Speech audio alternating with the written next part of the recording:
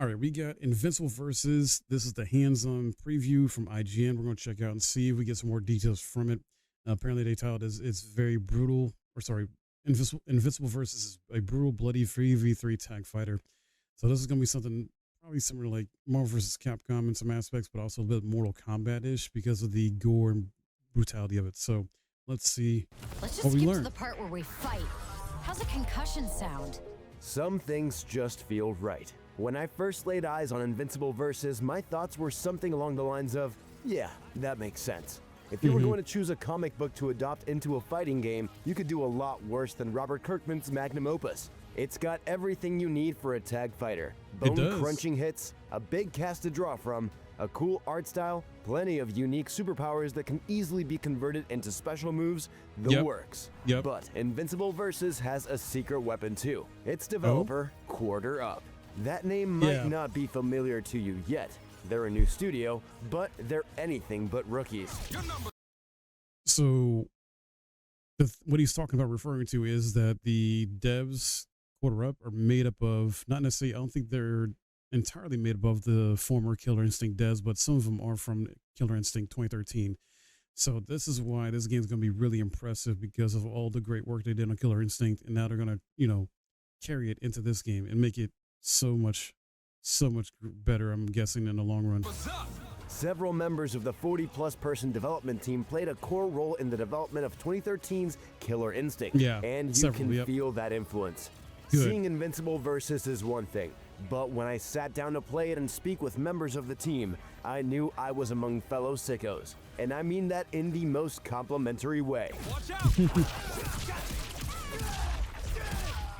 One of the problems with previewing a fighting game is that you never have enough time with it to really dig into its systems. This is an incredibly complex genre. Every time you sit down with a new fighting game, it's a new experience. Some of it's like riding a bike.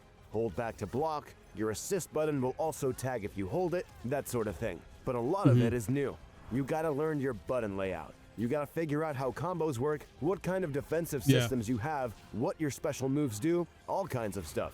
If I had my way, I would have spent hours in Invincible Versus' training mode just tinkering with teams and learning how things worked. As it was, I only had about an hour. But even with such limited time, I left feeling like I knew what Invincible Versus was by the time I put my fight stick down. Tell Angstrom he can kiss my ass. Let's get the elephant in the room out of the way. Invincible Versus is still very, very early in development. It absolutely nails the look and general vibe of the show, mostly because So if it's still very, very early in development, then this is not coming next year. This is probably 2027. this Quarter Up is working directly with the folks who made it.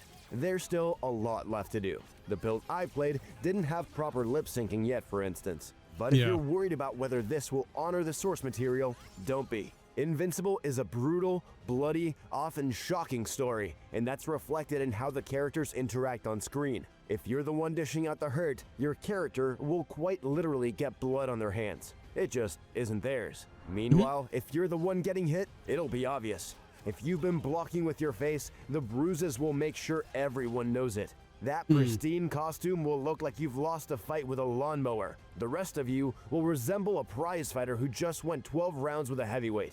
Or just Mark himself after he's been fighting his dad. Invincible Versus is far from the first fighting game to do real-time battle damage, but it looks great. And I appreciated how I could tell who was winning without looking at the health gauge at the top of the screen. Yeah, I like this. This right here, oh man, the real-time damage effects and like that. And yeah, that is freaking superb. It can definitely be polished up a bit more, hopefully, and it will be. But wow, this is so freaking cool. And that it matched the show's visual language. There's a lot of blood here, folks. And hey, if you end a fight with the right special or super move, and we'll dig into the gameplay in a second, I promise, you can pop Adam Eve's head off or turn Bulletproof into a series of limbs missing a torso. Jeez. Oh my. And it's not just the characters absorbing all this damage. The environments will feel the impact of these super-powered brawls too. There's less of a visible impact on the moon because, well, the moon is kind of empty. But in the city, you're gonna see buildings falling down, cars getting totaled, streets getting torn up, the works. That's Superheroes good. trying to kill each other generally doesn't go well for anyone or anything else in the immediate area. And hey, just because you start a brawl in a city street doesn't mean it'll end there.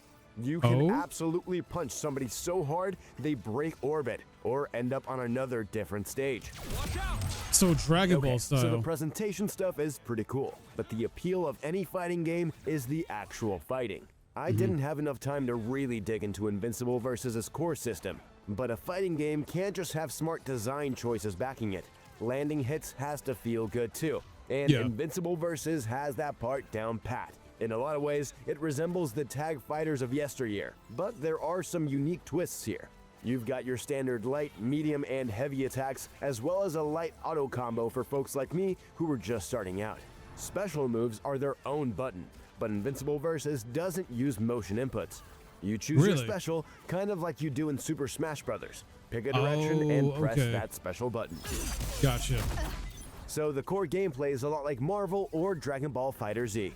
Lights go into mediums, which go into heavies, though you can do things like switching between crouching and standing normals to spice things up and open up new routes. And down and heavy gets you a launcher for an air combo. You can also enhance your special moves for special properties and extra hits if you've got the meter, and bone crunching, human smushing, jaw removing supers for when you're ready to cash out. And see a slick animation that will leave your opponent getting literally scraped off the area floor. Plus, they're easy to do. Just press heavy and special at the same time and you're golden. Standard tag fighter stuff. Nice. But what makes Invincible versus cool are the core systems. Some of them you've seen before. You've got a push block to get people off of you, snapbacks to bring a damaged backliner back in so you can keep pouring up the hurt, defensive saves where you can bring in another character to save the one getting comboed, assists for each character that isn't on the field, this is a tag team game after all, ground bounces to set up interesting combo opportunities, and the like. This is so sick. There are way too many options to dig into here. But if you're worried that the simplified control scheme means Invincible versus might not have the juice, let me alleviate that concern for you right now. Once I got put into a high-low mix-up I block stunned by Bulletproof's Rekka, I knew this was a game for degenerates, which again, I saw as a compliment. One thing I will dig into is how Invincible versus determines combo length. As you hit your opponent, you'll see a meter build up. Fill it and your combo will end, because your opponent will fall out. This means that while basic combos in Invincible versus aren't short, they're not as long as the ones you'll find in Marvel 3 or Dragon Ball FighterZ. You'll be out of that combo and back in the action, or dead, before your next birthday. But there is a way around that. Tag in one of your other characters and you'll reset part of that combo meter, allowing you to lay down additional smack. Getting the most out of your characters requires spending meter or cycling through your team. Neither of these concepts is new, but I appreciate what Quarter Up is doing to make Invincible Grand Blue does that too? Ooh, I didn't know. I don't have Rising. versus unique. I also like how different the characters feel. The build I played only had 4 fighters to choose from, but Bulletproof and Thula quickly stood out to me, though neither Invincible nor Adam Eve felt bad. Part of the fun of a tag fighter is building a team that works for you. These characters already feel quite different from one another, and that's a good thing. Thula slicing you to pieces with her hair? Rad. Bulletproof calling you a cab? Iconic. The other thing I appreciate are the little touches, from the unique intro dialogue between the characters, this is becoming more and more rare in modern fighters, and the Dragon Ball Fighter style clashes when a new character comes in. These serve to reset the playing field and let you take a breath. But there's also more unique dialogue here too. I love stuff like this, and I'm happy Quarter Up has embraced it wholeheartedly. Go ahead. Cry for your Heck yeah, dude. When I set my arcade stick down after about an hour with Invincible versus, I felt pretty good. Trying a new fighting game is a lot like driving a new car for the first time. You've got a general idea of what you're getting, but the devil is in the details. I left pretty pleased with my test drive. Quarter Up still has a lot of work to do, but I can't wait to kick Invincible versus' tires for real when we see what she can do on the track.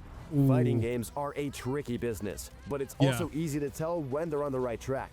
Invincible versus has a killer team behind it, the tools and the resources they need to do the comic and the show justice, and a lot of good ideas. Let's just hope they can pull off a superhero landing and look good doing it. For more, check out. Okay, real quick. Yeah, that is sounding very promising. I'm loving what I'm seeing here, what I'm hearing from the guy who's doing this video. Um, wow, they're putting a lot of love and effort into this, as we can see. So the fact that the moves are going to be not too difficult to pull off, but also still going to be challenging to master.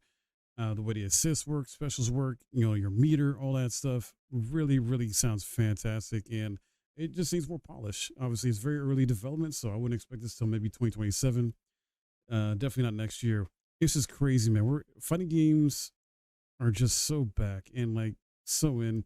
I know it's hard to stick with some, and they just fall off sometimes. But man, us fighting game fans, we're eating good. We're eating good. I mean, yeah, we got Street Fighter 6 Season 3, which is a little disappointing to me. Tekken 8 is going through some woes right now and trying to get back on track with what it's trying to do. We unfortunately have no more Mortal Kombat 1, so WB's just non-existent with that. We're still waiting on 2XKO, which I'm not sure when the heck that's coming out. That's been development for a long time. Hopefully later this year, maybe next year. I don't know. And we got Marvel Token Fighting Souls coming out next year for sure, at least. That's being published by Sony. And it's going to drop on PC and console too. So, I think for now we got Street Fighter 6 as the main one. And we got some other older fighting games we can play for the time being. But this is definitely something I'm looking forward to. I imagine we'll have more maybe at EVO. Or just that's another event later this year, but EVO for sure. They should definitely have hopefully some more here. And just I'm impressed. I'm impressed with this.